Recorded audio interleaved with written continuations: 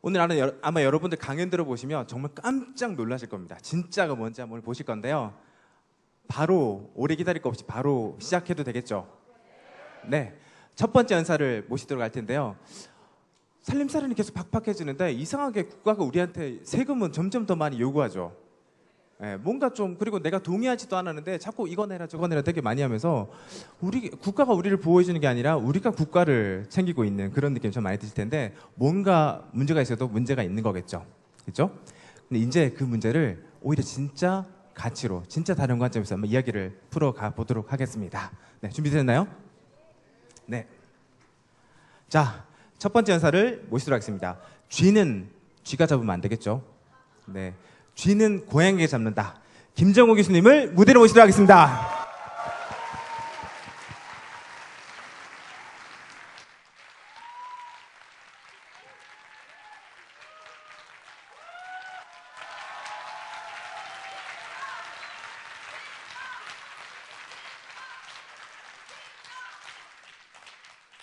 여러분 안녕하세요. 여기 계신 여러분 모두 대한민국 국민이시죠? 그럼 이거 아시겠네요? 우리 대한민국 경제 언제 제일 어려웠죠?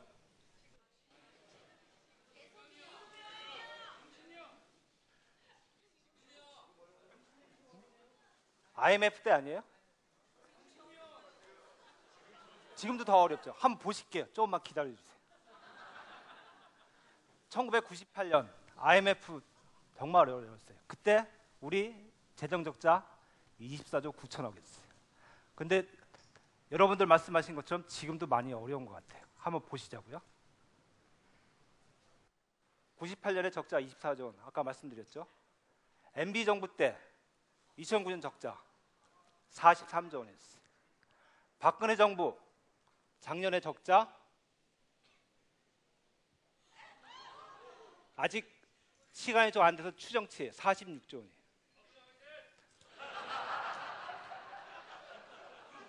아니 지금 재정 적자가 IMF 시대에 거의 2배에 가까워요. 지금 정부에서 여당에서는 경제 좋다, 괜찮다 이야기하는데 실은 어쩌면 우리는 재정위기 폭탄 위에서 살고 있는지 몰라요. 여러분 이렇게 나라 빚이 많이 늘어나면 어떻게 해야 돼요? 여러분 가정에 빚이 많이 늘어나면 어떻게 하세요? 간단하죠. 돈 많이 벌어오면 되죠. 아니면 그죠? 씀씀이 줄이면 되잖아요.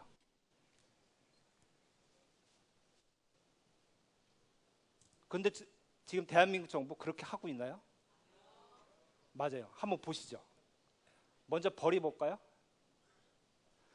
정부는 돈을 어떻게 벌죠? 국민한테 세금으로 벌어요. 그러면 그 세금 많이 벌려고 했냐고요? 한번 보실게요. MB 정부 때 법인세 최고세율 25%에서 22%로 낮췄어요.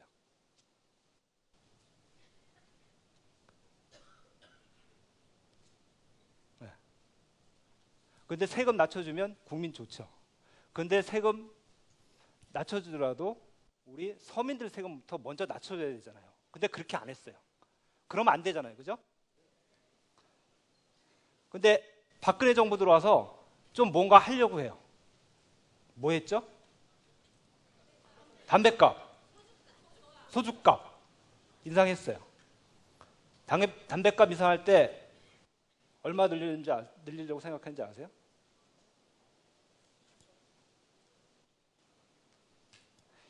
당초에 예상할 때 2조 8천억 원 늘리려고 했어요. 그런데 1년 지나서 보니까 예상보다 8천억 원 더 거쳤어요. 좀 짭짤했죠. 박근혜 정부 재미 좀 봤죠. 그런데 우리 가만히 생각해봐요. 담배 누가 많이 피워요? 부자들이 많이 피워요? 우리 가난한 노동자, 서민들이 많이 피잖아요. 세금 더 많이 거두려면 부자들 거 먼저 걷어야죠.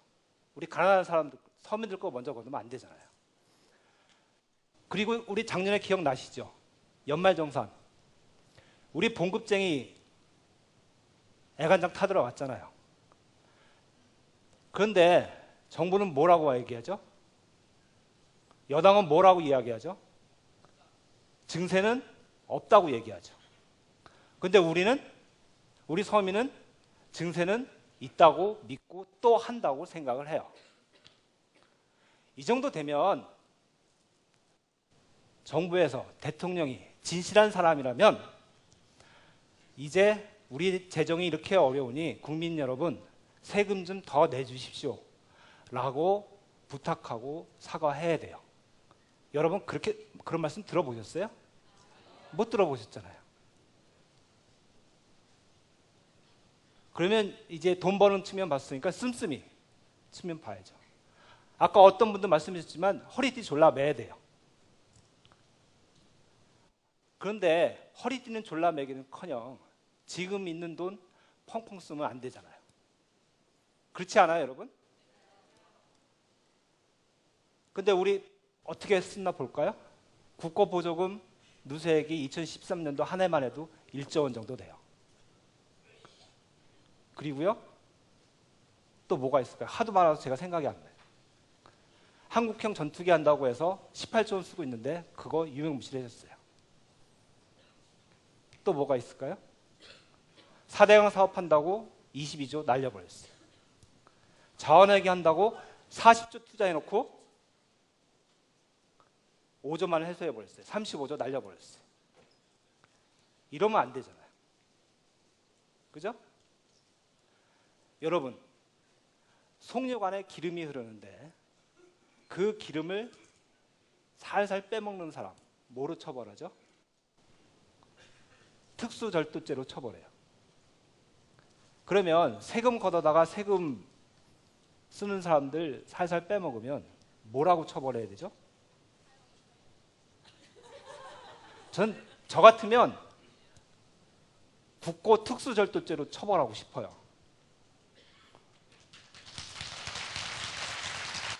근데 여러분 들어보셨어요? 세금 저렇게 아무렇게 쓰고 하는 사람 처벌받았다는 얘기? 책임진다는 얘기? 한 번도 못 들어보셨잖아요. 못 들었어요. 그거 우리 서민들은 어때요? 4만 원짜리 딱지 자동차 신호 위반 딱지 안 내면 바로 자동차 압류 신고 들어오죠. 이래서는 안 되잖아요. 그죠? 우리가 낸 세금 어떻게 쓰는지 한번 잘 봐야 되잖아요. 그래서 잘못 쓰는 거 파헤치고 잘 쓰게 하도록 해봐야 되는 거 아니에요. 눈 부릅뜨고 한번 봐야죠. 그러면 그거 누가 할 수 있을까요?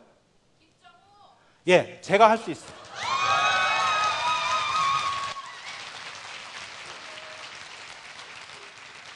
제가 어떻게 하냐고요? 그건 조금 이따 알려드릴게요. 우선 제가 누군지 좀 말씀드릴게요. 저 기획재정부에서 20년 가까이 근무했어요. 거기서 재정, 국고, 예산 업무 했어요. 제가 마지막에 있던데 기획재정부 국고국이란데요. 거기는요, 국고국은 나라 곳간직이에요. 나라의 곳간에 열쇠를 쥐고 있어요. 그러니까 거기서 세금이 어떻게 거치고 어떻게 쓰이는지 제가 훤히 들여다보고 있어요. 그러면요, 세금 거치고 쓰이는 거 보이면 그 중에 어디서 구멍이 있는지, 어떤 쥐가 와서 세금 갉아먹는지, 어떻게 갉아먹는지 그거 제가 알아요. 그거 제가 한번 터치해볼게요.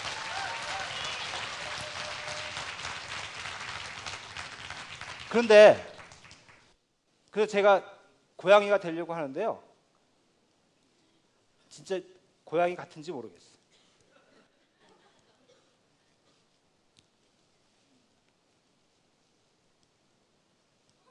고양이 같아요? 저 닮았어요?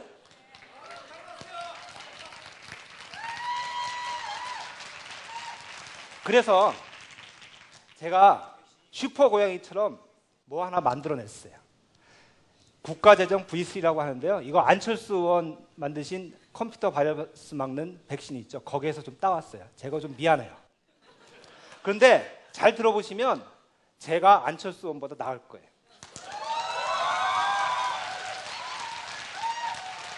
자, 첫 번째, 안철수 의원이 만든 것처럼 백신 하나 만드는 거예요. 국가재정 시스템에 쥐가 끌지 않도록 백신을 탁 투여하는 거예요. 그거 하나 만들어 볼게요. 그 좀 이따 설명해 드릴게요. 두 번째, 세금을 공정하게 해서 공평하게 쓰는 거예요. 그래서 우리 모두 다양한 사람들이 제대로 살 수 있도록 부자하고 가난한 사람이 같이 살고 도시하고 농촌이 같이 살 수 있는 다양한 사회를 만들 거예요. 그렇게 국가 재정이 운영돼야 돼요. 그리고 재정을 운영할 때 단순한 숫자, 통계만 보고 국가 재정을 운영하면 안 돼요. 거기 뒤에 숨어 있는 사람의 가치를 중심으로 해서 재정을 운영해야 돼요. 봐요. 안철수 의원은 백신 하나잖아요. 저는 3개예요. 그죠? V가 3개. 제가 더 잘할 거예요. 이런 거 국가재정 백신 V3 하려면요. 재정민주주의 하면 돼요. 재정민주주의 어려우시다고요? 안 어려워요. 정치에도 민주주의 하잖아요. 국가 운영하는데 민주주의 하면요. 나라 살림 운영하는데도 민주주의 해야죠. 민주주의 어떤 거죠? 국민에 의한, 국민을 위한 재정하면 돼요. 그러면 돼요. 자, 그러면 이제 V3 중에 첫 번째, 백신, 그거 한번 말씀드릴게요. 먼저 정부가 쓰는 돈, 국민의 대표인 국회에서 견제하도록 하면 돼요. 지금 세금 거둘 때는 국회에서 정한 법률에 따라서 걷고 있어요. 근데 그거 쓰는 거 예산서에 따라서 그냥 써요. 예산서 어떻게 되어 있냐면요. 사업 명칭 들어가 있고요. 사업 목적 들어가 있고 금액 얼마 들어가 있어요. 그렇게 해놓고 그 사업에 대해서 집행할 때는 행정부가 마음대로 하면 돼요. 예를 들어서 어떤 지역에 돈을 얼마 보내고 지역 간에 차등을 주는 거, 그리고 누가 추진하는지 그거 국회에서 관여 안 해요. 행정부가 마음대로 하면 돼요. 이거 재정민주주의 아니잖아요. 그죠? 이거 국회에서 감시하고 지도해야 돼요. 그런 게 미국, 영국, 독일, 선진국에서는 그렇게 해요. 소위 말하는 지출 승인법이라는 게 있어요. 우리도 그렇게 만들어서 국회에서 재정 집행까지 방향을 줘야 돼요. 그래서 관료들이 마음대로 엿장수 마음대로 집행하지 못하도록 해야 돼요. 또 뭐가 있을까요? 정부 결산보고서 제출해요. 그거 1년에 한 번 제출하는데요. 1년에 2번, 최소한 2번은 제출하도록 해야 돼요. 결산, 돈을 얼마 쓰고 얼마나 벌어들였는지 그거 빨리 정부가 국회에 보고하고요. 국회에서 정기적으로 심사해야 돼요. 지금 민간은요. 1년에 4번 경영실적 보고서 공개하잖아요. 여러분 삼성 경영실적 4, 4분기 얼마인지 들어보셨잖아요. 그런데 정부의 4, 4분기 경영실적 들어보셨어요? 안 들어보셨잖아요. 민간은 하는데 왜 정부는 못해요? 한번 바꿔봐야죠. 해봐야죠. 그리고 월별 재정지출 보고서 한 달에 얼마 썼는지 그거 국회에 보고해야 돼요. 그래서요. 지금 내년도 예산 편성할 때 국회에서 금년도에 사업에 얼마 썼는지 그거 모르고 그냥 편성해버려요. 그러면 안 되잖아요. 금년도 사업 추진 사항은 알고 그리고 나서 내년도 예산을 편성해야 되잖아요. 뭐가 있을까요?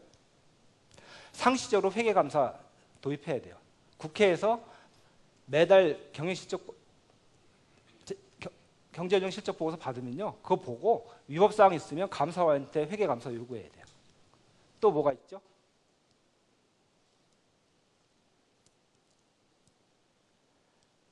지금 예산낭비 신고센터라는 거 정부에 있어요. 그거 정부에서 예산낭비 신고센터 운영하는 거요. 도둑한테 도둑을 신고하는 거랑 마찬가지예요. 그거 국회에서 운영해야 돼요. 그죠? 국회에서 운영하는데 거기 시민하고 시민단체가 참여하는 해서 감시체제 확실히 만들어야 돼요. 그 다음에 V3 중에 2번째 한번 할게요. 공평한 그러한 걸 바탕으로 한 다양한 사회를 만들어야 돼요. 제 얘기 좀 해야 되는데 넘어가네요. 자, 저 고향 철원이에요. 고향 철원 지금 보시면 38선 이북입니다. 6.25 전쟁제는 북한이었어. 수복이 돼서 제 고향 가보면요. 길이 없어요. 왜 길이 없는 줄 아세요? 길을 뚫어놓으면 만약에 전쟁 나서 북한 탱크가 들어오면 철원 거쳐서 서울까지 쉽게 온다는 거예요. 그래서 길이 외길이 없고 비포장 들어있어요. 그런데 최근에 길이 좀 뚫렸어요. 그래도 포장은 됐어요. 그런데 그 길로 철원 사람들이 서울로 오는 게 아니라요. 서울 사람들이 철원으로 가요. 아니죠? 말 잘못했죠? 철원 사람들이 서울로 오죠. 이거 제가 자란 그 시장인데요. 여기 건물은 번듯하잖아요. 2층에 돔도 돼 있죠. 근데 2층에 보면 상가는 없고요. 상인은 없고요. 일반 가정집이에요. 그것도 비었어요. 빈집이 많아요. 거기에 여기 밤 7시면 되면 사람이 없어요. 그래서 제 친구들, 거기 사는 사람들 뭐라고 그러는지 아세요? 스스로가 어둠의 도시라고 해요. 아니, 철원 사람들 세금 안 내요? 세금 내잖아요. 그런데 왜 이렇게 됐어요? 지역 예산, 지역기념발전 예산 제대로 썼으면, 아껴서 제대로 썼으면, 골고루 다양하게 썼으면 이렇게 안 되잖아요. 이거 한번 바꿔봐야 되지 않겠어요?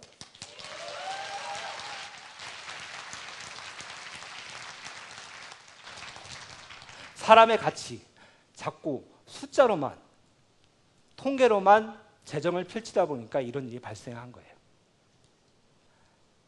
사람의 가치, 숫자 뒤에 숨어있는 사람의 가치, 그거를 위한 재정을 해야 돼요. 머리는 차갑게 가슴은 뜨겁게 아시죠? 그걸 기초로 해서 우리 문화가 살아있고 커뮤니티가 있고 또한 사회적 약자, 장애인, 세터민, 다문화 가정 그런 분들을 배려하는 그런 재정이 돼야 돼요. 그게 더불어 사는, 더불어 함께하는 우리 재정 정책을 펼쳐야 되는 거예요. 그렇게 한번 해보실 거죠.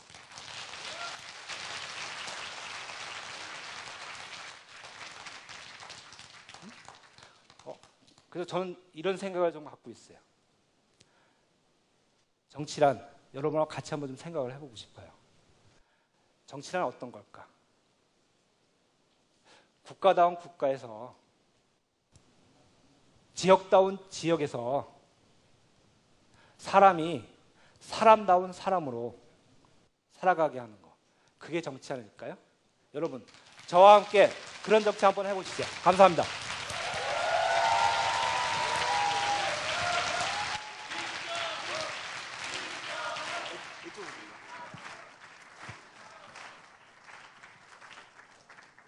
국가재정 V3 괜찮은 프로그래밍 같지 않아요? 네, 그러면 당연히 전 국민이 이 V3를 깔아야 되겠죠. 네, 그럼 여러분의 선택은 자명합니다. 그렇죠? 네. 자, 그럼 바로 두 번째 연사로 들어가겠습니다. 말이 필요 없죠? 최근에 참 눈물의 그 입당 선언문 발표하셔가지고 이 앞에 이분도 그렇고 뒤에 이분도 그렇고 눈물 선언으로 되게 유명하신데 바로 모시도록 하겠습니다. 자, 준비되셨나요? 네. 양향자 상무님을 무대로 모시도록 하겠습니다.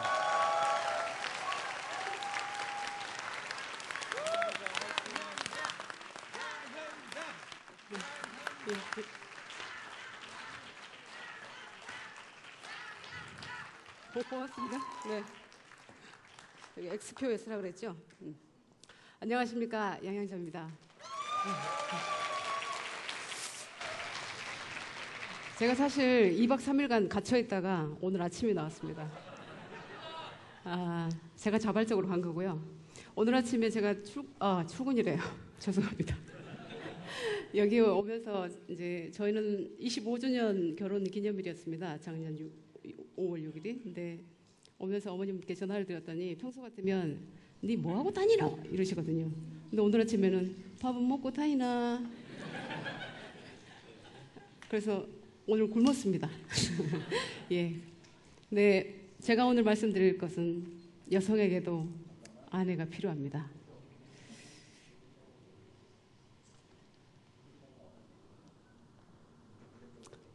네이키 토킹 들어보셨나요?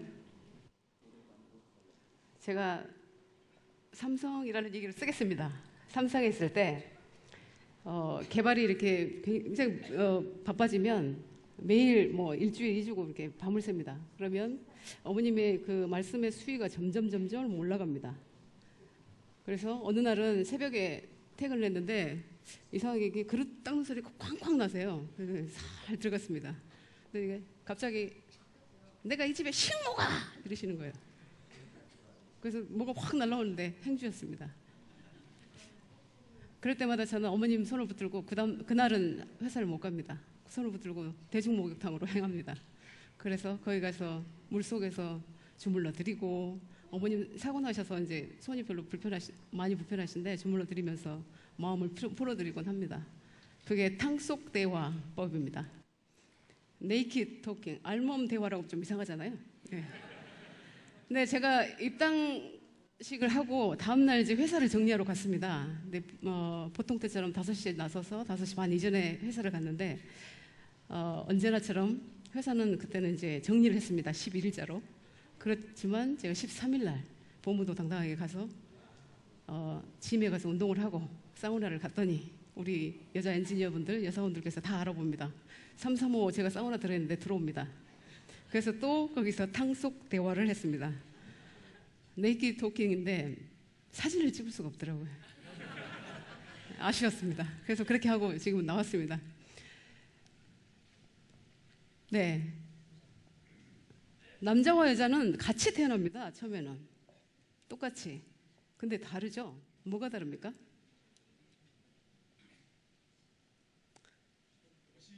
여자는 뭐가 더 있습니까? 철이죠. 절묘하게 원소기호도 철이에요. 그래서 여성은 좀 더 자식에게 가슴 아프고 부모에게 정말 미안한 마음을 갖고 있습니다. 다시 말하면 남자들은 평생 철없이 지내죠.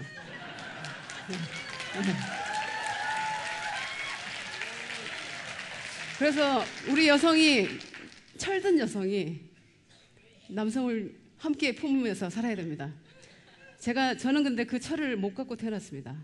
언제 철이 들었냐면 45살이 되어서야 철이 들었습니다. 45살에 저희 어머님이 혼자 되셨거든요. 저희 5명의 남매를 남기고 아버지가 47살에, 그것도 제가 47에 참 묘하죠. 47에 돌아가셨는데 그날에 47살에 제가 이모이 됐습니다. 제가 17살이었고 아버지가 이제 살아계시면 77세, 그죠? 77세인데 행운을 주셨다고 생각합니다. 근데 올해 2년이 지나서 다시 제가 또 새로운 인생의 판을 바꿨습니다. 저희 어머니 연세를 보니까 77세더라고요. 네. 근데 이걸 저는 하늘의 뜻이라고 생각하지 않습니다. 제가 결정했습니다. 내가 알아서 할게. 네.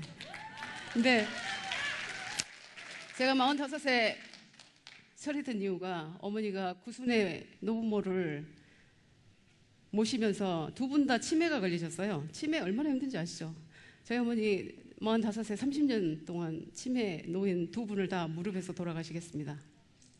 그래서 저는 제가 지금 올해 50입니다. 지천명인데 5년 전에 저는 이제야 철이 들었습니다. 우리 엄마가 얼마나 젊었던가. 그런 생각을 하고 삽니다. 오늘은 울지 않겠습니다. 응원해 주십시오. 제가 일을 이렇게 30년 동안 한결같이 하다 보니까 처음에 저를 만난 분도 사실은 제가 독한 여자인 줄 알았대요. 네, 독합니다 좀. 네. 근데 제가 들었던 얘기가 저 집구석은 제대로 관리가 없어. 저 남편은 좀 이상해. 부부 사이가 의심스러워. 이런 얘기를 합니다. 우리 남편 어디 있나요? 여기 와 있습니다.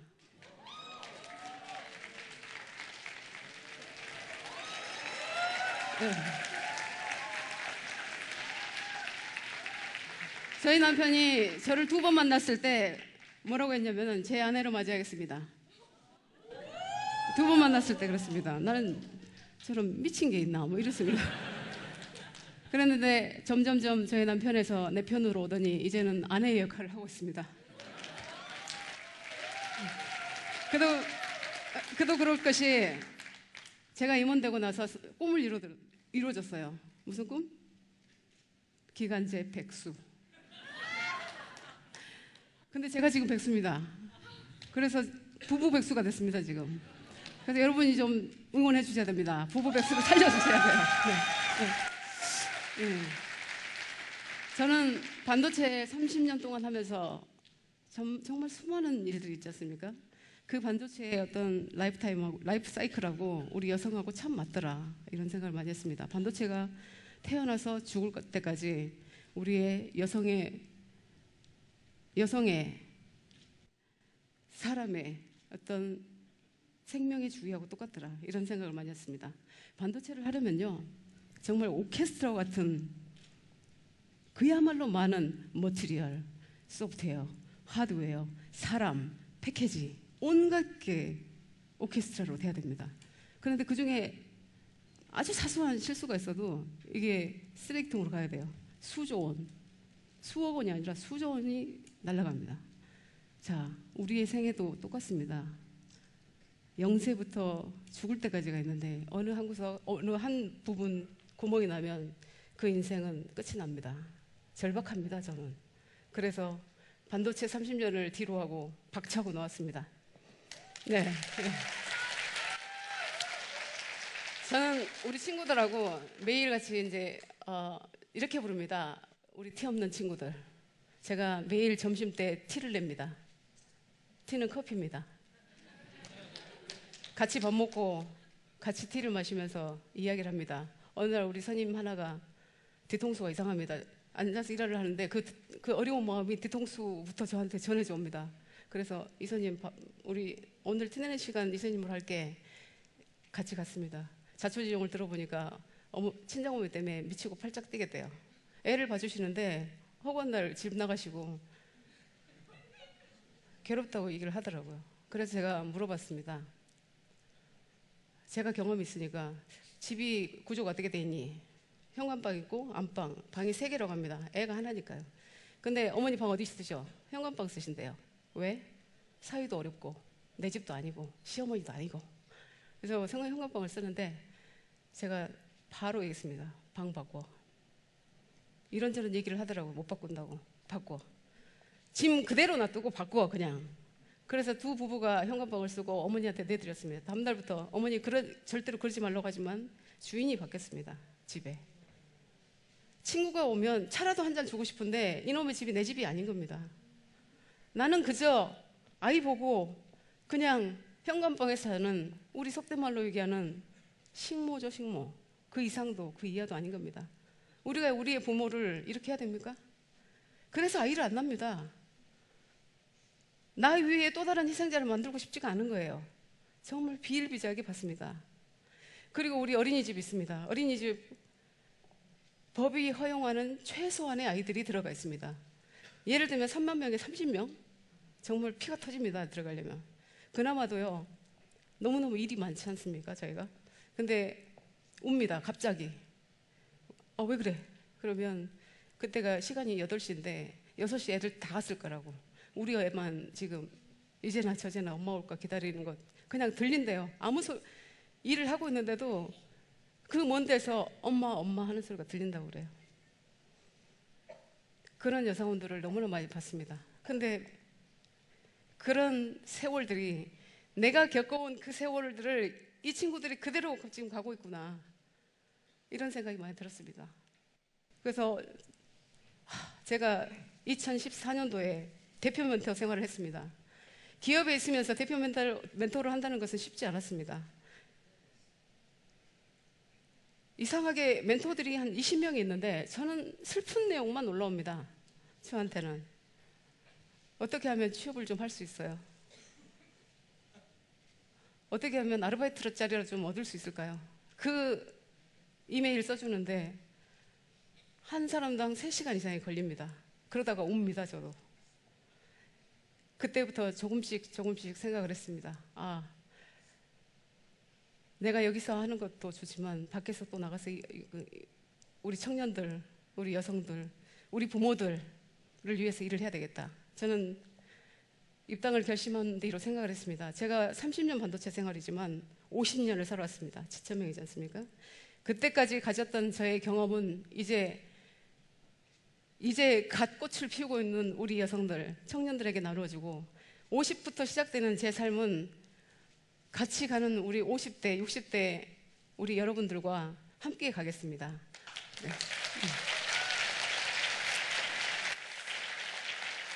얼마나 심각한지 보실까요? 자, 이 그림을 보시면 유엔의 자료이기 때문에 잘 보셔야 됩니다. 저 빨간 점이 지금 있죠? 네, 이 빨간 부분이 지금 인구를 나타냅니다. 보시죠. 일본의 경우입니다. 자, 이게 큰 동그라미가 중국이고요. 아시아는 빨간색이기 때문에 여기 미국입니다. 이쪽으로 하면 영유아 비율이고 이쪽으로 하면 노인 비율입니다.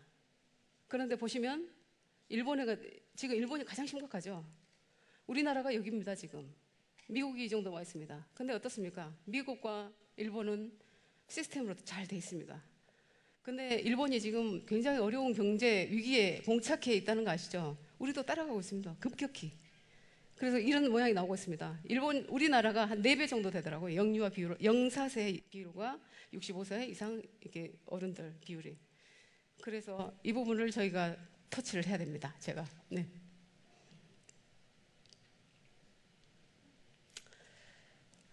(2013년 12월 5일) 날 제가 임원이 됐다고 여상 출신 첫 상무 해서 엄청난 뉴스들이 나오죠. 여기 기자님들 계시죠? 여상, 고졸, 아니죠. 고졸, 여성, 호남, 3박자 갖춘 삼성의 첫 임원. 네. 거기에 회사에서는 연구직까지 더 붙여주더라고요. 네. 뭐 여러 개가 있습니다. 근데 2016년 1월 12일 어떻습니까? 고졸, 여성, 호남, 입당하다 이런 거지 않습니까? 똑같습니다. 저는 슬픕니다. 이게 왜 저 같은 사람이 이슈가 돼야 됩니까? 왜 이런 것이 제가 스포트라이트를 받아야 하는 일입니까? 저는 온전히 저일 뿐입니다. 저의 뒤에 스펙이 무슨 소용이 있습니까? 스펙은 결과가 아니라 자부심이라야 합니다. 네.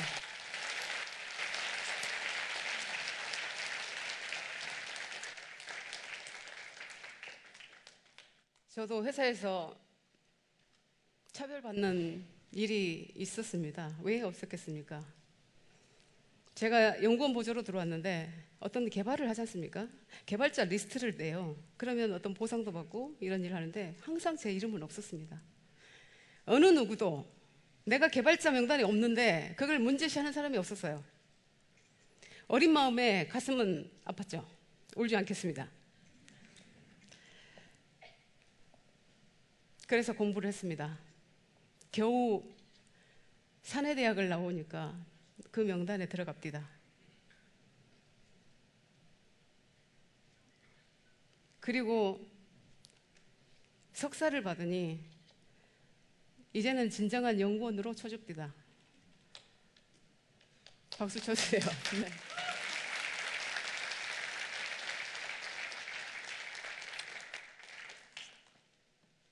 저는 이렇게 왔지만 우리 실태를 한번 볼까요? 우리 여성분들 회사에 갈 때 임신하면 위험하죠? 언제 임신합니까, 우리? 승진 바로 해서 해요. 기다리고 있다가. 1년에서 2년 사이에 합니다. 승진하고 바로. 그죠? 그리고 계획 임신을 합니다. 왜냐하면 임신을 해서 아이를 낳으면 국가에서 받쳐주는 모성보호제도에 들어갑니다. 그래서 OT도 못해요. 오버타임. 그러면 성과가 줄어듭니다. 그러면 또 불이익을 받습니다. 어쩔 수 없이 아이는 낳아야 되고. 근데 그래서 아이 낳는 이 시간과 아이를 언제 낳을 것인지 그러다 실패하면 또 누락됩니다.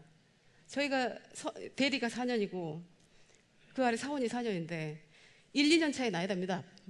열심히 해서. 선임되면 딱 나야 되고 책임되면 딱 나야 됩니다. 그게 마음대로 됩니까?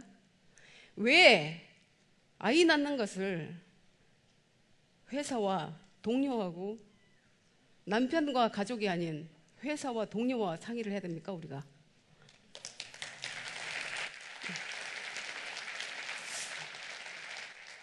이제는 내 아이를 갖는데 편안하게 갖도록 하겠습니다. 저도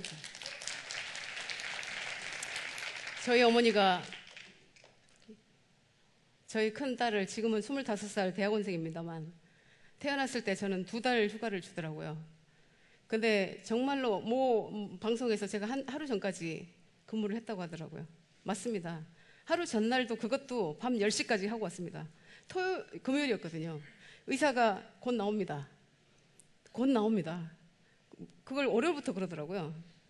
근데 안 나오더라고. 회사를 나갔죠. 애가 나오든가 내가 나가든가.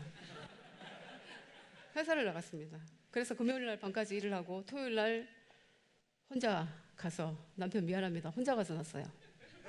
남편을 보내놓고 모든 사모들 벽을 굽고 있는 사이에 저는 가자마자 바로 들어가서 20분 만에 낳고 왔습니다.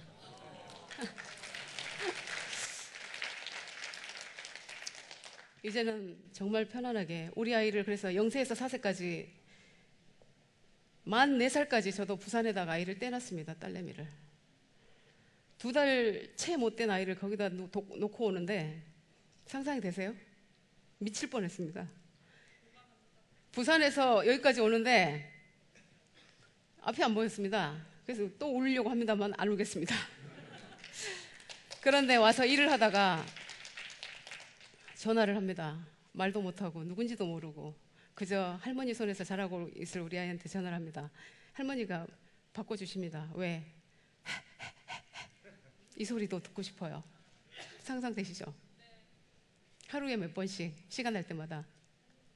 그러다 갑자기 엄마 이러면 엄마 엄마. 아빠는 안 하더라고요. 그래서 그 가슴앓이 세월을 4년을 했습니다. 어머님한테 얘기했습니다. 올라오십시오. 같이 사시죠. 우리 어머니 대답하십니다. 아들 낳으면 올라갈게. 그래서 책을 14권을 독파를 했습니다. 결국은 아들을 낳습니다. 그래서 부모님이 올라오셨고 17년 동안 같이 살았습니다. 살고 있고요. 옆에 지금 살고 있습니다. 저는 같이 17년을 살고 아이들 교육 때문에 잠시 서울에 갔다가, 저 강남맘입니다. 그래서 올해 둘째는 시험을 봤고요. 가족이 정말 중요합니다. 가족이 바로 서야 됩니다. 내 아이가, 우리 여성분들 얘기합니다. 엄마 소리가 어디선가 내 아이가 소리가 들린 것 같아요. 저 마찬가지입니다. 저 20살짜리 아들인데 방이 상당히 떨어져 있어요. 이제 삼성의 이모니까 좀 부자로 살아요. 흑수저 아닙니다. 제가 흑수저로 태어났지만 지금은 한 은수저쯤 됩니다. 그래서 저한테 흑수저라고 하지 마세요 이제. 그래서 좀 떨어진 곳에 아이가 있는데 방에 잘 때마다 남편은 못 듣습니다. 그게 부성과 모성의 다른 점인 것 같습니다. 엄마 하는데 벌떡 일어납니다. 마구 뛰어옵니다. 남편 그럽니다. 소리 안 났는데. 못 듣습니다. 저만 듣습니다. 가서 보면 무서운 꿈을 꾸고 떨고 있습니다. 세월호 그 꿈을 꿨더라고요. 물에 잠기는 꿈을 꿨다고 얘기를 해요. 자주 꿉니다. 얼마나 트라우마입니까? 같은 나이입니다. 지금 시험 봤죠, 그죠? 그게 잠재의식 속에 있는 겁니다. 그러면 저는 가서 잠이 들 때까지 등도 긁어주고 귀도 파주고 손도 마사지 해주고 머리 마사지 해주고 그렇게 하고 재우고 5시가 되면 회사로 갑니다. 그런 세월을 살았습니다. 그렇지만 저는 행복했습니다. 사실은요, 제가 공부를 했지 않습니까? 기사를 보니까 양양자 고졸 아니다, 사기다. 양양자 있을 건 다 있네. 스펙 대박. 뭐 별 기사가 다 있더라고요. 네, 공부했습니다. 저는 절박한 저의 또 하나의 이유가 있었습니다. 저희 아이들의 신상조사에 엄마가 고졸로 남기고 싶진 않았습니다. 그래서 대학을 졸업했고 대학원을 졸업했습니다. 우리 아들 가끔 그럽니다. 엄마 나도 지금 취업해서 일하고 엄마처럼 그렇게 될까? 넌 안 돼. 우리 사회가 바뀌었습니다. 구조가. 그렇지만 고졸로 출발을 하더라도 대졸로 출발을 하더라도 호남에서 저처럼 호남의 고인돌 아시죠? 공부하신 분 다 알잖아요. 화순의 고인돌. 거기서부터 1시간 더 가는 거리에 저 집 있습니다. 거기서 온 저 같은 사람일지라도 왜 달라야 됩니까? 같아야 됩니다. 제가 그 노력을 하겠습니다. 정부에서 했던 멘토의 1000배, 10,000배 제가 노력을 할 겁니다. 정말 보십시오. 네.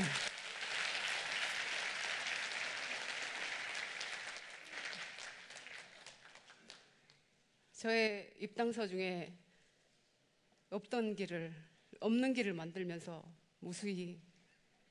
정말 무수히 눈물을 삼켰던 주인공은 이제 저로 끝내고 싶습니다.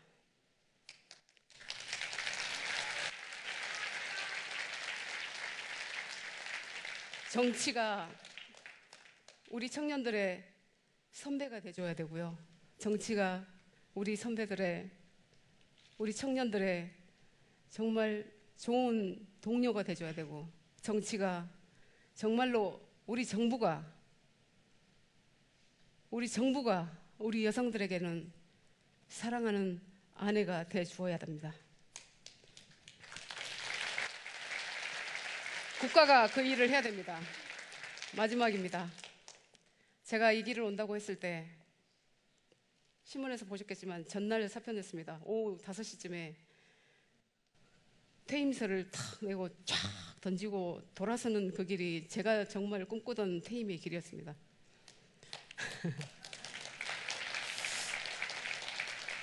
그래서 입당을 한다고 했더니 주위에서 말립니다. 거기 진흙탕이야. 거기 악의 축이야. 악의 근원이야. 더러워. 가지마. 가지 마라. 하지 마라. 오늘도 그럽니다. 물릴 수 없냐? 제발 하지 마. 무슨 영광 볼 거라고. 미쳤니? 지금까지도 그런 얘기가 나옵니다. 그러나 저는 사람이 태어나서 작은 소망, 제가 하고자 하는 큰 것과 플러스 사람이 태어나서 가장 큰 효도가 뭔지 아십니까? 그런 우리 어머니, 가장 큰 효도는 몸을 닦고 그 모든 효도의 끝은 입신양명입니다. 그건 저의 작은 꿈이지만 어머니한테는 큰 보답이 되지 않을까, 그런 생각도 해봅니다. 무섭습니다. 두렵습니다. 정말 떨립니다. 그런데 요즘에 보내주시는 여러분의 진심 어린 응원이 작은 설레임과 자신감으로 조금씩 여러분과 더불어 바뀌고 있습니다. 감사합니다.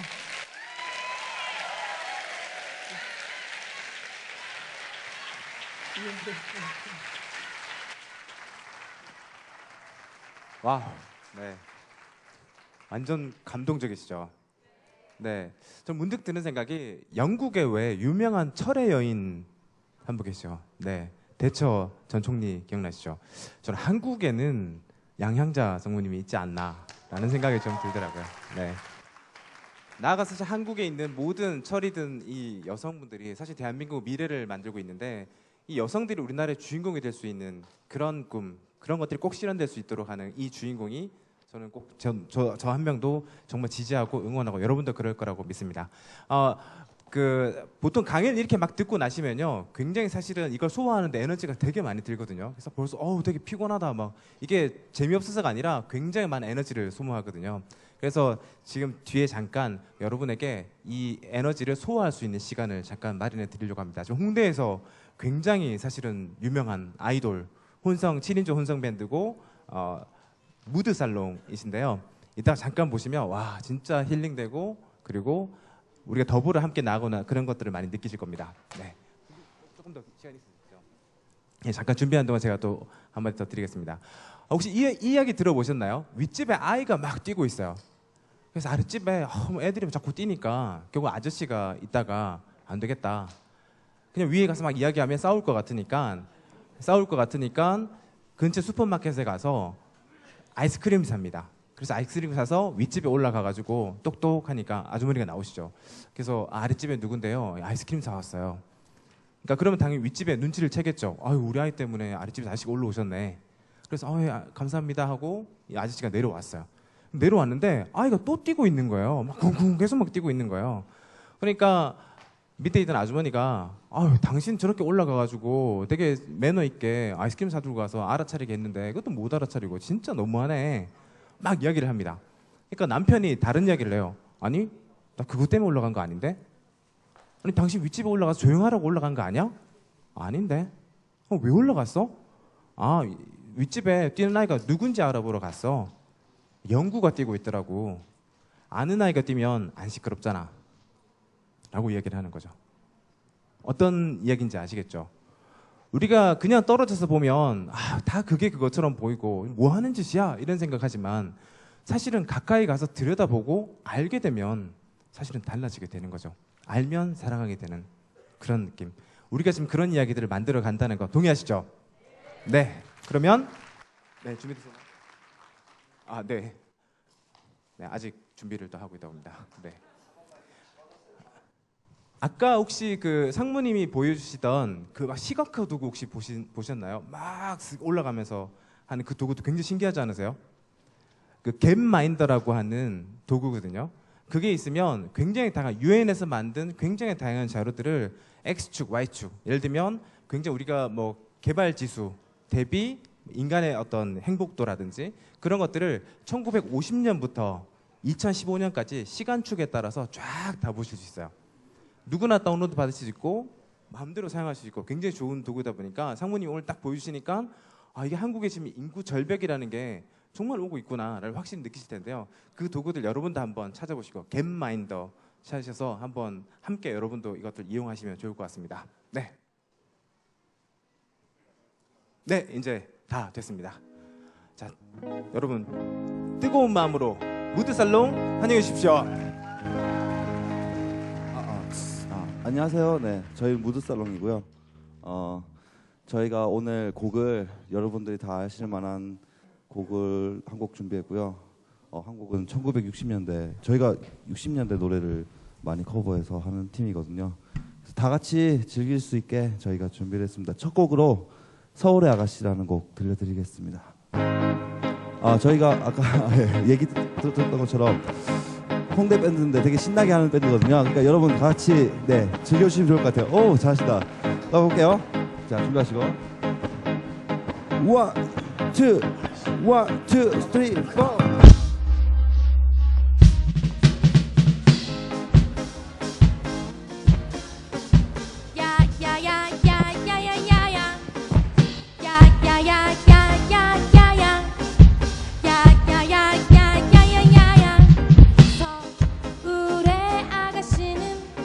멋쟁이 아가씨 서울의 아가씨는 마음 좋고 슬기로워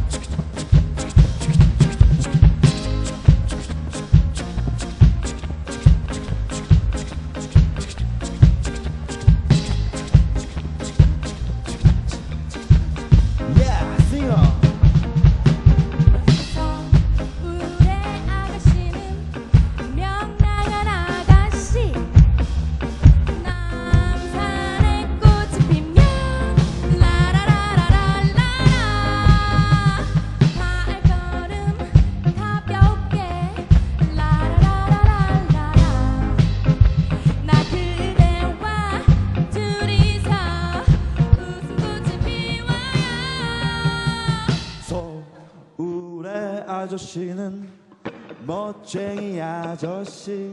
정말? 서울의 아저씨는 돈 많고 정력 좋아. 대박! 서울의 아저씨는 깍쟁이 아가씨 거리에 꽃이 피면 라라라라라라 같이. 야야야야야야야 야야야야야야야야 야야야야야야야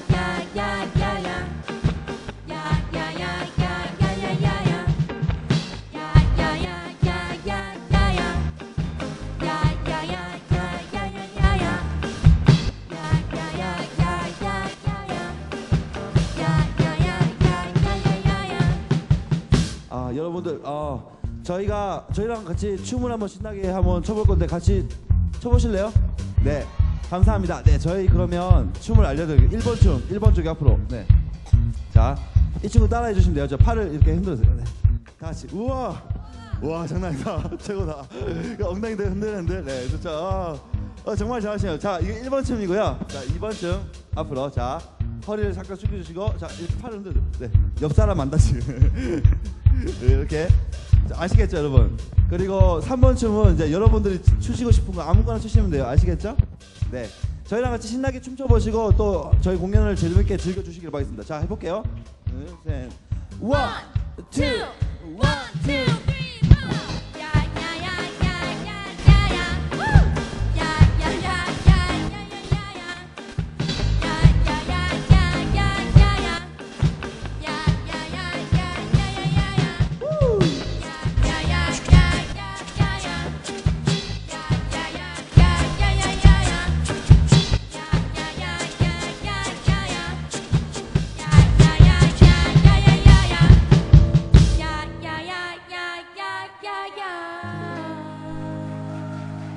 감사합니다. 와, 아니 이렇게 힘이 넘치시는 분들이 다 모여 계신 줄 몰랐네요. 네, 아우 아침부터 너무 신납니다. 네, 그러면 이번에는 저희 더불어민주당의 힘을 모으는 의미에서 다 같이 구호를 한번 외쳐볼까요? 어떻게 하냐면요, 저희를 따라해 주시면 되는데 진짜 힘차게 해주시면 돼요. 자 어떻게 하냐? 1, 2, 3, 4.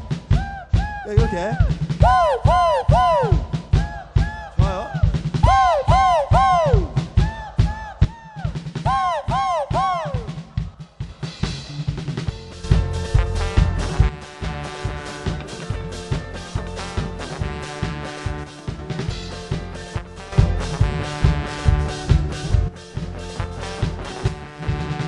시골 가는 상경기차를 타요 난 몰래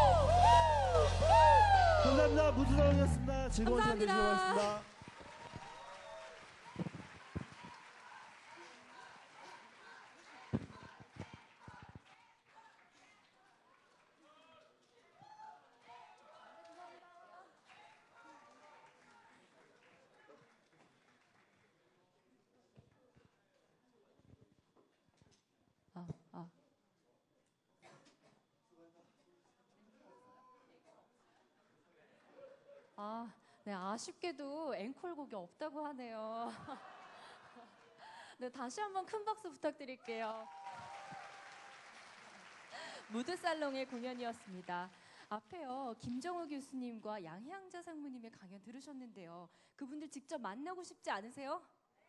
만나고 싶으시죠? 그래서 준비했습니다. 세션 1의 순서는 여기까지고요. 이후에는요, 앞에서 강연하신 분들을 직접 만나고 질문하고 대화하고 대답을 듣는 시간을 준비했습니다. 이름은 아고라고요. 아고라는요, 이 강연장이 아니라 위층으로 올라가셔서 간담회장에서 진행이 됩니다. 간담회장에서 퍼실리테이션과 함께 진행이 되고요. 한 강연자당 70명까지밖에 받지를 않으시니까요. 마음속에 꼭 만나고 싶은 분이 있으시다면요, 빨리 가셔야겠죠. 그래서 간담회장 장소를 알려드릴게요. 세션 1의 강연자이신 김정우 교수님은 제1 간담회장, 양향자 상무님은 제2 간담회장에서 진행됩니다. 여기 밖으로 나가셔서 거기를 찾아가시면 되고요. 직접 대화 나누시면서 중식도 하시고 얘기 나누시고 50분간 휴식 가졌다가요. 1시에 이 자리에서 다시 뵙도록 하겠습니다. 세션 1 순서 여기까지 하겠습니다. 감사합니다. 네, 세션 2에는요, 다음 분들의 강연이 있습니다. 표창원 교수님과 김빈 디자이너, 그리고 오기영 변호사님, 김병관 의장님 강연이 준비되어 있으니까요. 식사하시고 1시까지 이 자리로 다시 와주시면 감사하겠습니다.